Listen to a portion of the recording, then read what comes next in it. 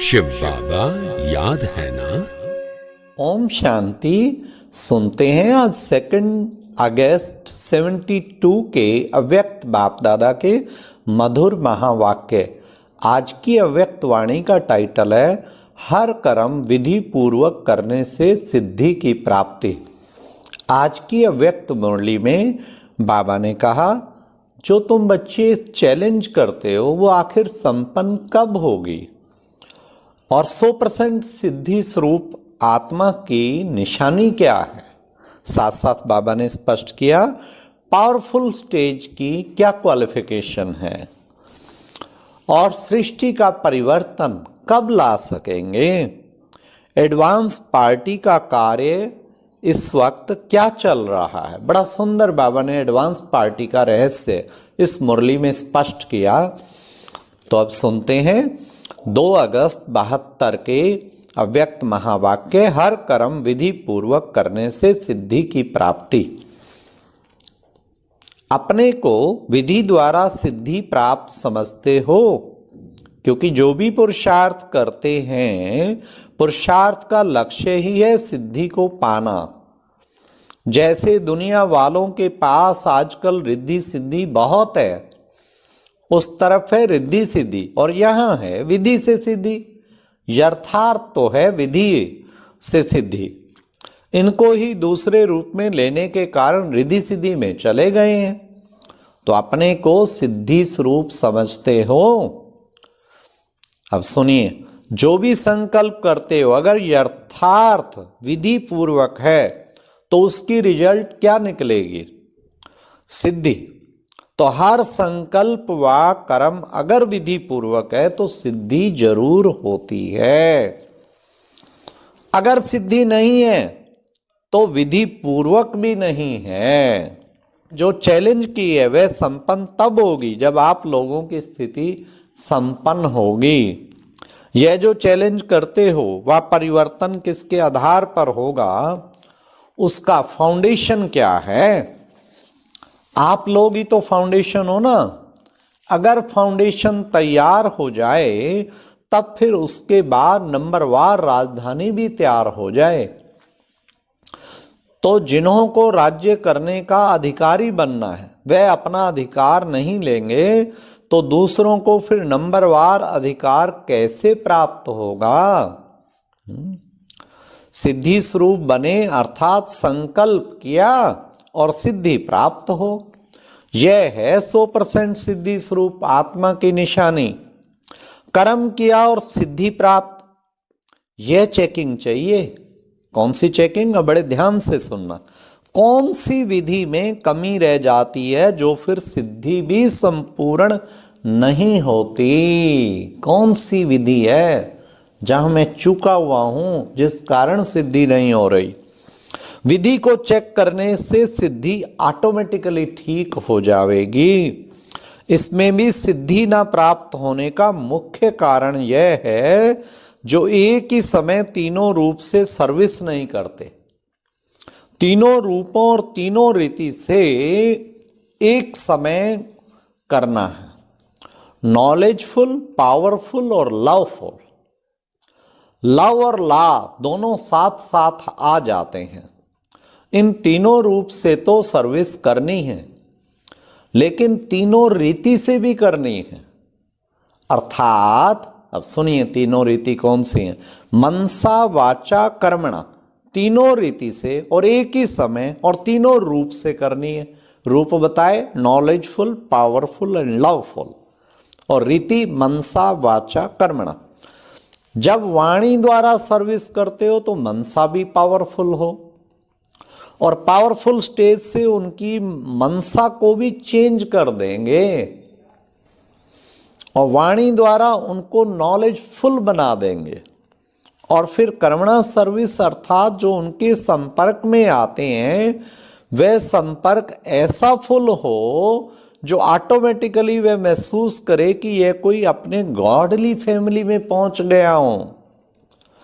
वह चलन ही ऐसी हो जिससे वह फील करे यह मेरी असली फैमिली है। अगर इन तीनों रीति से उनकी मनसा को भी कंट्रोल कर लो और वाणी से नॉलेज दे, लाइट माइट का वरदान दो, और कर्मणा अर्थात संपर्क द्वारा, अपनी स्थूल एक्टिविटी द्वारा गॉडली फैमिली का अनुभव कराओ, तो इस विधि पूर्वक सर्विस करो तो सिद्धि नहीं होगी क्या? एक ही समय तीनों रीति और तीनों रूप से सर्विस नहीं करते हो। जब वाचा में आते हो तो मनसा जो पावरफुल होनी चाहिए वह कम हो जाती है, और जब रमणीक एक्टिविटी से किसको संपर्क में लाते हो तो भी मनसा जो पावरफुल होनी चाहिए ना वह नहीं होती है। तो एक ही समय तीनों अगर इकट्ठी हो तो सिद्धि जरूर मिलेगी। फिर सिद्धि आप देखो कैसे मिलती है। हाँ, जो सर्विसेबल निमित्त बनते हैं उन्होंने भी नॉलेज ज़्यादा है, लव भी है, लेकिन पावर कम है। सुनिए रिजल्ट। पावरफुल स्टेज की निशानी क्या होगी? एक सेकंड में कोई भी वायुमंडल व वातावरण को, माया के कोई भी समस्या को खत्म कर देंगे। कब हार नहीं खाएंगे। जो भी आत्माएं समस्या का रूप बनकर आती हैं वे उनके ऊपर बलिहार जावेंगे। यह है पावरफुल आत्मा के निशाने, जिसको दूसरे शब्दों में प्रकृति दासी कहें। जब 5 तत्व दासी बन सकते हैं तो मनुष्य आत्माएं बलिहार नहीं जावेंगी क्या? बाप दादा की हर एक विशेषता को अपने में धारण करते करते विशेष आत्मा बन जावेंगे। हर एक सब्जेक्ट की कमी को देखते हुए अपने आप को कंप्लीट करते जाओ। लेकिन कंप्लीट, बड़े ध्यान से सुनना, लेकिन कंप्लीट तब होंगे जब पहले रिवाइज करने से अपनी कमी का मालूम पड़ेगा। सब्जेक्ट्स को तो जानते हो, सब्जेक्ट्स को बुद्धि में धारण किया है व नहीं, उसकी परख क्या है।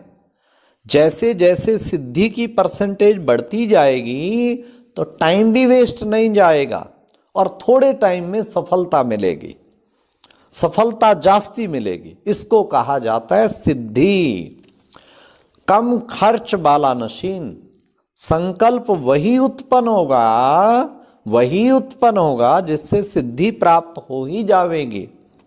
समय भी वही निश्चित होगा जिसमें सफलता हुई ही पड़ी है। इसको ही कहते हैं सिद्धि स्वरूप। जैसे ज्ञान के सब्जेक्ट हैं तो उससे जो ऑब्जेक्ट प्राप्त होती है, लाइट और माइट, वह प्राप्ति का अनुभव करेंगे। उस नॉलेज के सब्जेक्ट के आधार पर रेस्पेक्ट भी इतना मिलेगा, चाहे दैवी परिवार से चाहे अन्य आत्माओं से। वैसे योग की भी सब्जेक्ट है, उससे क्या ऑब्जेक्ट प्राप्त होनी चाहिए? वह जो भी संकल्प करेंगे वह समर्थ होगा, और जो भी कोई समस्या आने वाली होगी उनको पहले से ही योग की शक्ति से अनुभव होगा कि ये होने वाला है। तो पहले से ही मालूम होने के कारण कभी भी हार नहीं खावेंगे। ऐसे ही योग की शक्ति द्वारा अपने पिछले संस्कारों का बीज खत्म होता है। कोई भी संस्कार अपने पुरुषार्थ में विघन नहीं बनेगा। जिसको नेचर कहते हो ना, वह भी विघन रूप नहीं बनेंगे पुरुषार्थ में। फिर बाबा एक एक सब्जेक्ट की ऑब्जेक्ट बता रहा है। दिव्य गुणों की सर्विस की सब्जेक्ट है तो उसकी प्राप्ति यह है जो नजदीक संपर्क में और संबंध में आने चाहिए। नजदीक संपर्क संबंध में आने से ऑटोमेटिकली रिस्पेक्ट जरूर मिलेगा। परफेक्ट अर्थात कोई भी इफेक्ट से दूर, परफेक्ट। इफेक्ट से परे हैं तो परफेक्ट है, चाहे शरीर का, चाहे संकल्पों का, चाहे कोई भी संपर्क में आने से किसके भी वाइब्रेशन व वायुमंडल सभी प्रकार के इफेक्ट से परे हो जाएंगे। तो समझो सब्जेक्ट में पास अर्थात परफेक्ट हैं। वो है परफेक्ट, बाबा ने कहा। तो बाबा ने कहा यही श्रेष्ठता है। बाबा ने सबसे बड़ी कौन सी श्रेष्ठता है? वो भी बाबा बता रहे हैं, सदैव यह स्मृति रहे क्या कि हमारे हर संकल्प के पीछे विश्व कल्याण का संबंध है। जो आधार मूर्त हैं उनके संकल्प में समर्थी नहीं तो समय के परिवर्तन में भी कमजोरी पड़ जाती है। इस कारण जितना जितना स्वयं समर्थ बनेंगे उतना सृष्टि के परिवर्तन का समय समीप ला सकेंगे। ठीक है ना, तो उनको समीप लाने का ये तरीका है। फिर बाबा ने कहा उन पंडितों आदि के बोलने में भी पावर होती है। होती है ना, बाबा ने कहा। तो 1 सेकंड में खुशी दिला देते, 1 सेकंड में रुला देते, तब कहते इनका भाषण तो बड़ा इफेक्ट करने वाला है। तो इसलिए इसी तरह बच्चों को भी क्या करना है, 1 सेकंड के लिए भी अगर उनको अनुभव हो जाता तो अनुभव को वे कब छोड़ नहीं सकते, आकर्षित हुआ आपके पास पहुंचेगा। जैसे बीच बीच में आप भाषण करते करते उनको साइलेंस में ले जाने का अनुभव कराते हो, तो इस प्रैक्टिस को बढ़ाते जाओ, उनको अनुभव में लाते जाओ। इस पुरानी दुनिया से बेहद का वैराग दिलाना चाहते हो तो भाषण में जो पॉइंट्स देते हो वैराग्य वृत्ति के अनुभव में लाओ। वे फील करें सचमुच ये सृष्टि तो अब जाने वाली है, इससे तो दिल लगाना व्यर्थ है। तो जरूर प्रैक्टिकल करेंगे। एडवांस पार्टी का कार्य क्या चल रहा है, आप लोगों के लिए सारी फील्ड तैयार करेंगे। उनके परिवार में जाओ ना जाओ, लेकिन जो स्थापना का कार्य होना है उसके लिए वे निमित्त बनेंगे। देखो बाबा ने आज क्लियर कर दिया एडवांस पार्टी का क्या रोल है। कोई पावरफुल स्टेज लेकर निमित्त बनेंगे, ऐसी पावर्स लेंगे जिससे स्थापना के कार्य में मददगार बनेंगे। एडवांस पार्टी का तो अपना कार्य चल रहा है, लेकिन वे भी आपकी स्थिति एडवांस में जाने के लिए रुके हुए हैं। उनका कार्य ही आपके कनेक्शन से चलना है।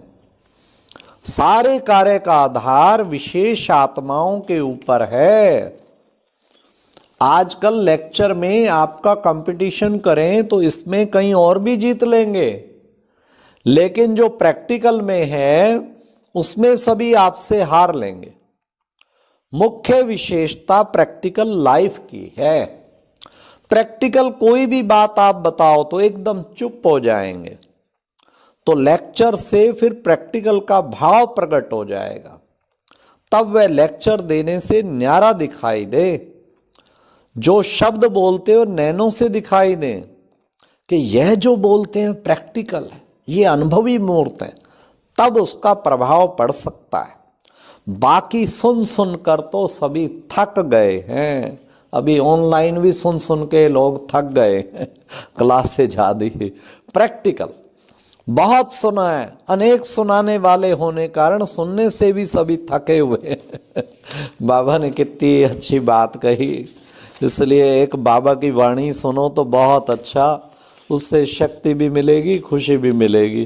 तो बाबा कहते हैं ना, सुना तो बहुत है, अब अनुभव करना चाहते हैं, कोई प्राप्ति कराओ। तो लेक्चर में ऐसी पावर होनी चाहिए जो वह एक एक शब्द अनुभव कराने वाला हो।